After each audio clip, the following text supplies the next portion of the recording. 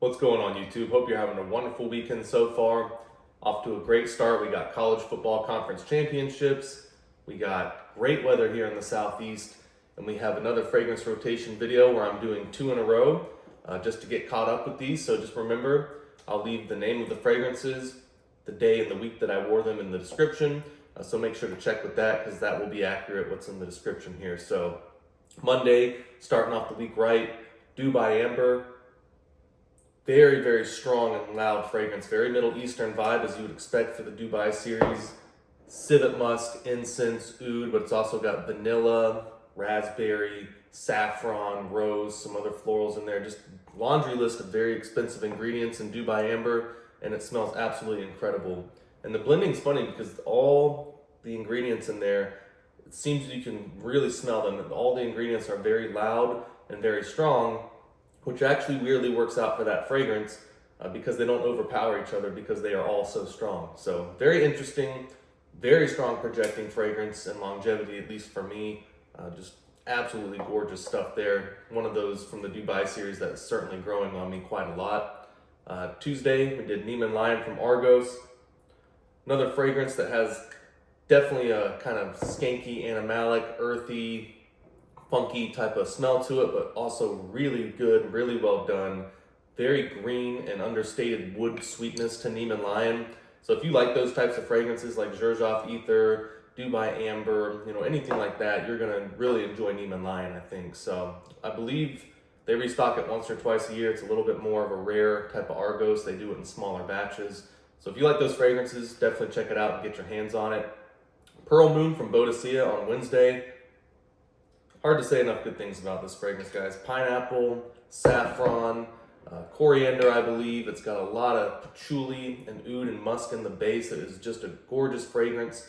And in the context of Boadicea, the Victoria's pricing, it is actually one of the less expensive ones from the house, which means it's still expensive, but at least it's not, $800, $900, $1,200 like some of the other ones. So good value, I suppose you could say. For that type of fragrance, being from Boadicea for the $400 to $500 range, depending on how you find it. But I really enjoy Pearl Moon. So on Thursday, we got Unique and Luxury Zen'gi. I may mix up the order, but again, check up the description. I'll write them in there. Zen'gi, man, honey, wine, resiny, very classy.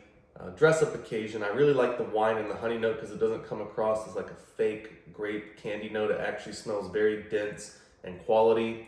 Just really good job by Unique and Luxury. I'm really loving that house. I think I have 11 full bottles from the house now. Just incredible. So on Friday, I believe it was Journeyman that I wore. And I've never really liked Journeyman that much. I appreciate it as a fragrance because it does smell good. It just doesn't seem to go very well on my skin for some reason. So I actually wore this one day and asked my dad what he thought of it because I was thinking about maybe buying him a full bottle for a gift because I thought maybe it's something he might like. And he didn't like it either. So whoever likes Journeyman out there, there's one more bottle, full bottle available for you to buy for sure.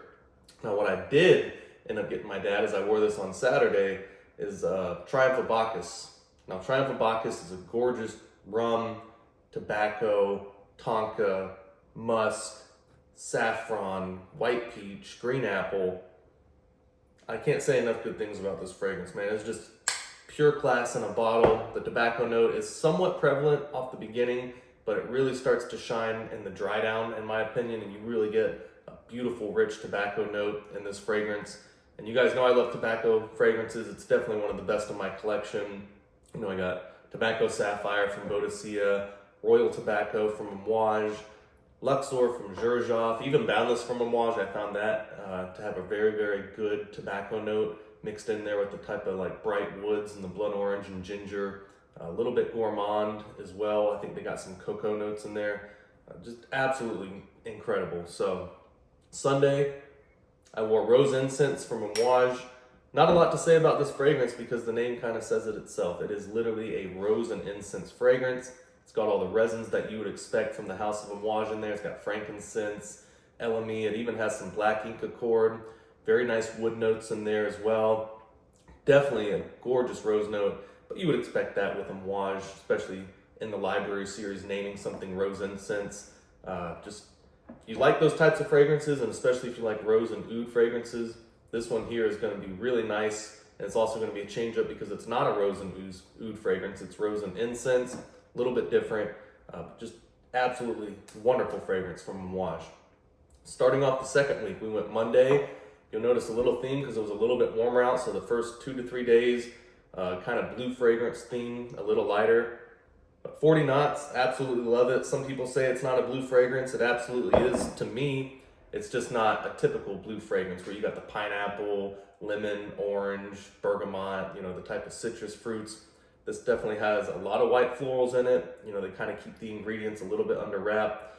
Definitely seems to have ambergris in there. I love the note of ambergris, and it seems to be pretty prevalent in here as well. Very slight, sweet. I always say this about 40 knots. It's got a little bit of sweetness in there. Like if you ever do like a brandy or a cognac reduction where the alcohol is burnt out, it's not really boozy, but you get that nice, understated, rich, dense sweetness from that reduction of like a nice cognac or a brandy. This seems to have a slight bit of that in there, but it's just mixed in with the fragrance so well you'd never really pick it out as a singular note.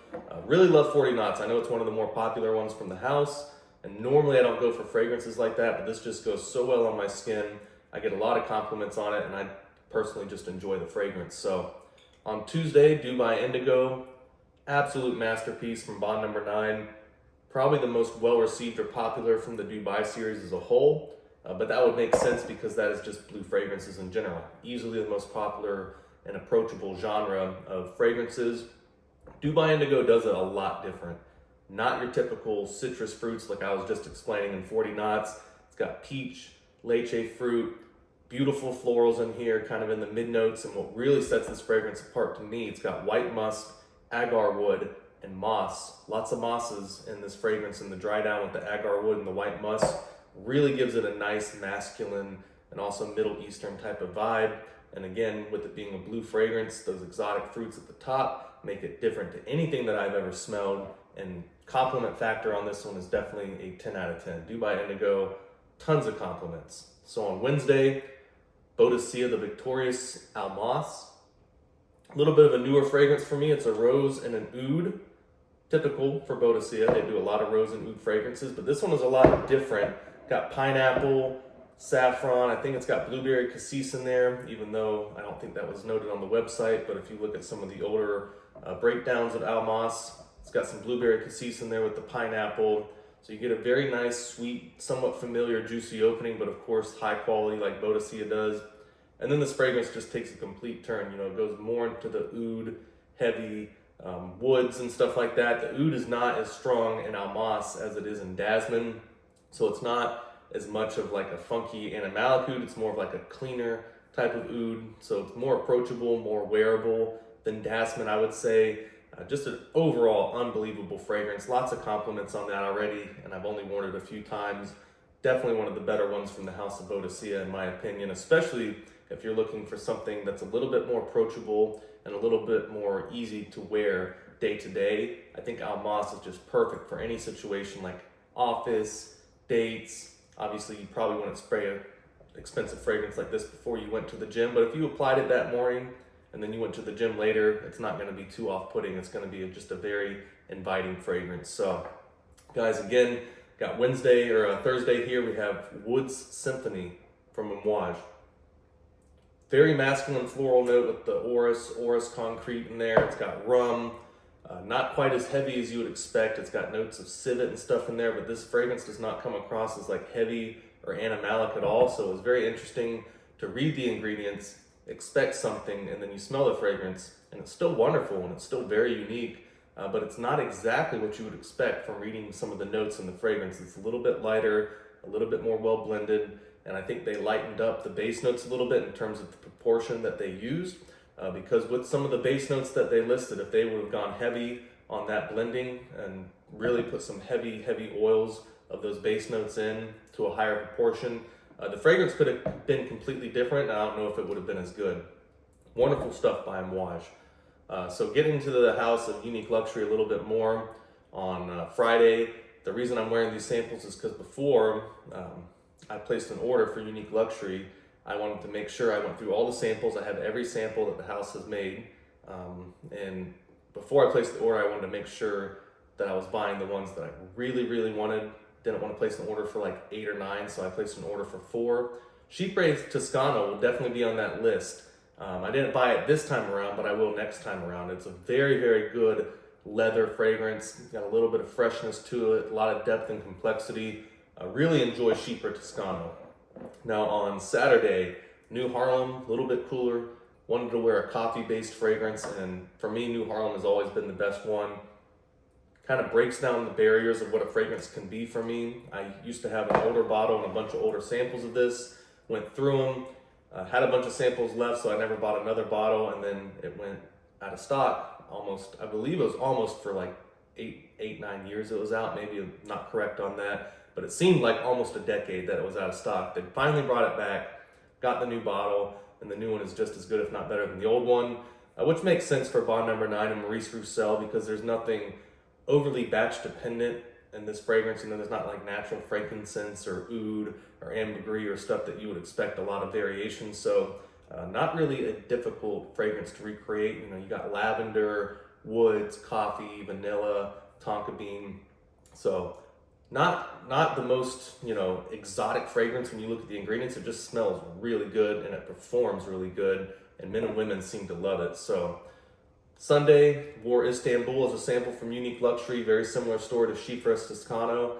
Chypre Toscano was worn on Saturday. Again, trying to go through Unique and Luxury, the whole house, see what bottles I wanted to order. And I'll leave that a little bit of a surprise because I have a whole nother video coming up on that. But Istanbul is another wonderful fragrance. It's got like lemon tea, grape, neroli, so very citrus forward with that grape note as well. The citrus and the grape blend beautifully together. And I know a lot of people, you know, Istanbul is one of the favorites from the entire house, and I can see why, and it's going to be on my list to buy very shortly. So glad I got this fragrance rotation video done, doing them 2 times in a row now, or 2 weeks in a row, I should say, just to get through them. And I think I have one more video just like this to get caught up to the week that we're actually on. So look forward to doing that for you guys, getting caught up. Hope you enjoyed the video. Got a lot more coming for the channel, and I'll see you soon, all right? Have a great weekend.